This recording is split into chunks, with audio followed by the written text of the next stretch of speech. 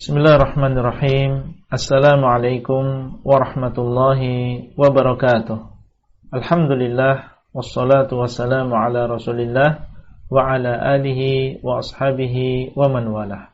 Halaqah yang ke-125 dari silsilah ilmiah pembahasan kitab Al-Aqidah Al-Wasithiyah yang ditulis oleh Syekhul Islam Ibnu Taimiyah rahimahullah. Masih kita pada pembahasan as-sirat. Disebutkan dalam hadis bahwasanya manusia saat itu terbagi menjadi 3. Yang pertama adalah orang yang melewati dan selamat, berjalan di atas sirat tadi dan selamat sampai ke seberang tanpa disambar duri, tanpa disambar pengait besi. Semoga Allah SWT menjadikan kita termasuk golongan ini. Tapi perlu iman dan juga amal soleh, kesungguhan di dalam bertakwa kepada Allah Azza wa Jalla. Laisal iman bitamanni. Iman bukan hanya dengan angan-angan. Kalau memang kita punya keinginan, maka kita berusaha untuk semangat dan melaksanakan, beramal.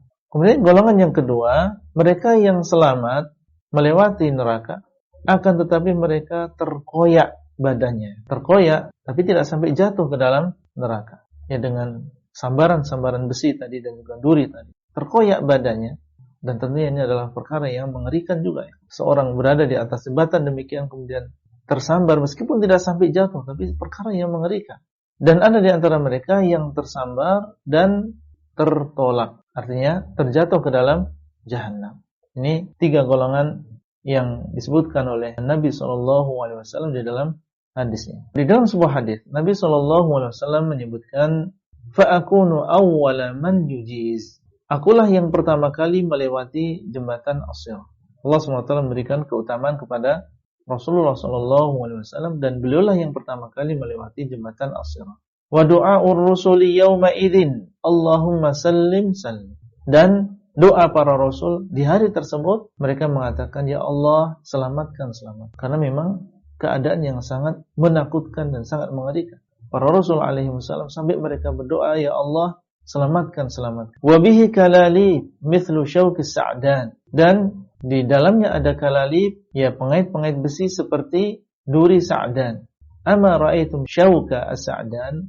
Bukankah kalian melihat bagaimana duri sa'dan? Qalu bala ya Rasulullah. Mereka mengatakan, iya ya Rasul. Kemudian beliau mengatakan, fa innaha mithlu syauqi sa'dan ghaira annaha la yu'lamu qadru 'idhamiha illa Allah. Tahuilah bahwasanya itu seperti duri sa'dan, tidak mengetahui besarnya kecuali Allah. Fatakhṭafun nasa bi'amalihim. Maka dia menyambar manusia sesuai dengan kadar amalan mereka. Minhum al-mubaq bi'amalihi wa minhum al-mukhardal thumma yanju. Ada di antara mereka yang terjatuh binasa dengan sebab amalannya. Jadi maksud dengan amalan di sini adalah dosa. Jadi terkadang sesuai dengan amalannya maksudnya adalah amal soleh, dan terkadang sesuai dengan amalannya maksudnya adalah amal yang toleh. Ya, seperti ketika mereka di padang mahsyar keluar keringat sesuai dengan amalannya. Apa yang dimaksud? Amal yang jeleknya. Di sini juga demikian. Menyambar sesuai dengan amalan mereka maksudnya adalah amal jelek mereka. Ada di antara mereka yang terjatuh dan ada di antara mereka yang mukhardal, terkoyak, thumma yanju, kemudian dia selamat. Fa akunu ana wa ummati awwala man yujizuha.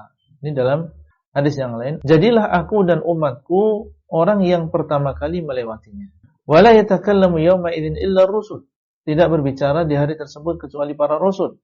Wa da'war rusuli yawma idzin Allahumma sallim sallim. Dan doa para rasul di hari tersebut adalah mengatakan, ya Allah selamatkan selamatkan, dan seterusnya. Kemudian di dalam hadis yang lain disebutkan bahwasanya akan selamat orang-orang yang beriman. Disebutkan rombongan pertama yang melewati jembatan as-sirat, mereka seperti bulan di malam bulan purnama. Jumlah mereka ada 70.000 orang. Dan merekalah orang-orang yang tidak dihisab. Kemudian setelah itu datang rombongan yang wajah mereka seperti bintang yang paling terang. Ini menunjukkan tentang bahwasanya yang melewati jembatan as-sirat ini rombongan-rombongan. Rombongan yang pertama adalah orang-orang yang wajah mereka seperti bulan purnama, yang mereka berjumlah 70.000 orang, dan mereka adalah orang-orang yang tidak dihisab. Fa innal jisra 'alaihi kalalibu takhtifun nasa bi'amalihim. Beliau mengatakan di sini bahwasanya al-jisr yaitu as-sirat, di atasnya adalah kalalib yang menyambar manusia sesuai dengan amalan mereka. Amalan mereka di sini sebagaimana dalam hadis dengan lafaz seperti ini yaitu bi'amalihim, dan yang dimaksud adalah dosa mereka. Faman marra 'ala sirati dakhala al-jannah, maka barang siapa yang melewati jembatan as-sirat, dia akan masuk ke dalam surga. Kabar gembira bagi kalian di hari tersebut adalah masuk ke dalam surganya Allah SWT. Kalau sudah melewati jahanam, sudah. Depan kita yang ada adalah surga. Orang yang bisa melewati jembatan ini, maka dia akan masuk ke dalam surga. Orang-orang yang masuk ke dalam neraka saat itu adalah orang-orang yang beriman, yang mereka dikehendaki oleh Allah Azza wa Jalla untuk masuk ke dalam neraka dengan sebab dosa mereka. Sehingga di sana banyak dalil-dalil dari Nabi SAW, berbagai macam dosa yang bisa menggelincirkan seseorang masuk ke dalam jahanam. Terkadang dosa tersebut berupa ucapan, terkadang berupa perbuatan. Di dalam sebuah hadis Nabi SAW mengatakan, Innal abda la yatakallamu bil kalimah min sakhatillah la yulqilaha balan yahwi biha fi jahannam. Seseorang hamba terkadang dia mengucap ucapan yang merupakan ucapan yang dimurkai oleh Allah, la yulqilaha balan. Dia tidak menganggap dan tidak menganggap besar ucapan tadi. Dia tidak memperdulikan. Ternyata apa? Yahwi biha fi jahannam, itu menjadi sebab dia masuk ke dalam neraka. Kadang seseorang masuk ke dalam neraka dengan sebab ucapannya. Dan tentunya masih banyak di sana kabair, dosa-dosa besar yang disebutkan oleh Nabi SAW, dan itu yang bisa menyebabkan seorang masuk ke dalam neraka. Contoh misalnya dosa bid'ah. Kullu bid'atin dhalalah wa kullu dhalalatin finnar. Dan setiap yang sesat ini masuk ke dalam neraka. Orang yang melakukan bid'ah di dunia ini bisa menjadi sebab dia masuk ke dalam neraka. Kemudian juga di sana ada al-kadzib 'ala rasul. Man kadzaba 'alayya falyatabawa maq'adahu minan nar. Barang siapa yang berdusta atas nama diriku, maka adalah dia menyiapkan tempatnya di dalam neraka. Kesombongan, la yadkhulul jannah man kana fi qalbihi mithqalu dzarrah min kibr. Tidak akan masuk ke dalam surga orang yang di dalam hatinya ada kesombongan meskipun hanya sebesar dzarrah, sebesar semut kecil. Memakan makanan yang haram, seseorang tidak ikhlas di dalam menuntut ilmu agama, tapi niatnya bukan karena Allah. Seorang yang bunuh diri, seorang muslim yang bunuh diri, atau seorang muslim yang membunuh tanpa hak, may yaqtul mu'minan muta'ammidan fajaza'uhu jahannam.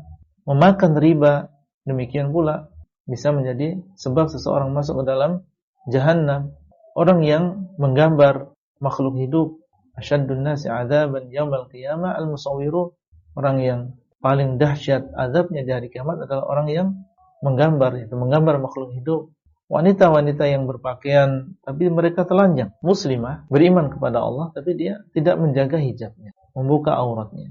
Maka ini juga bisa menjadi sebab masuknya dia ke dalam neraka. Wanita-wanita yang tidak bersyukur kepada suami.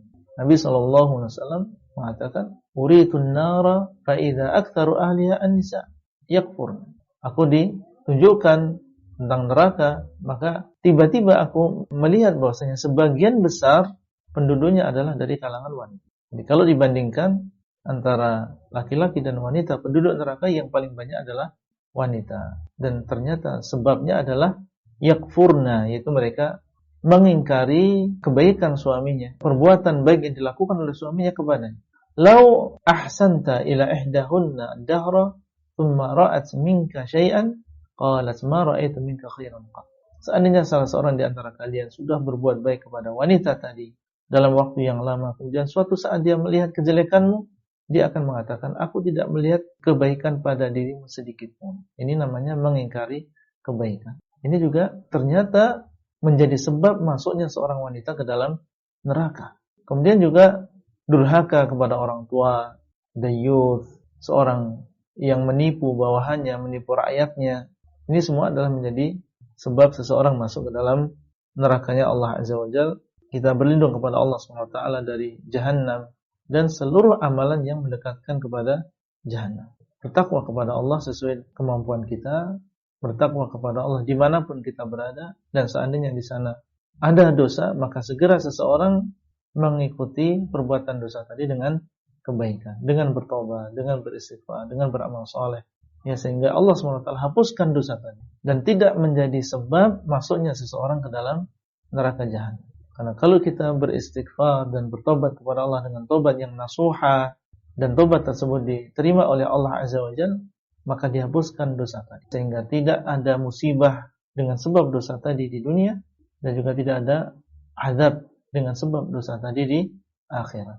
At-taibu minadz dzambi kaman la dzamba lahu. Orang yang bertobat dari sebuah dosa itu seperti orang yang tidak memiliki dosa. Itulah yang bisa kita sampaikan pada halaqah kali ini.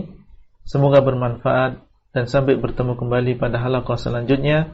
Wassalamualaikum warahmatullahi wabarakatuh. Abdullah Rai di kota Jember. Materi audio ini disampaikan di dalam grup WA Halaqah Silsilah Ilmiah HSI Abdullah Rai.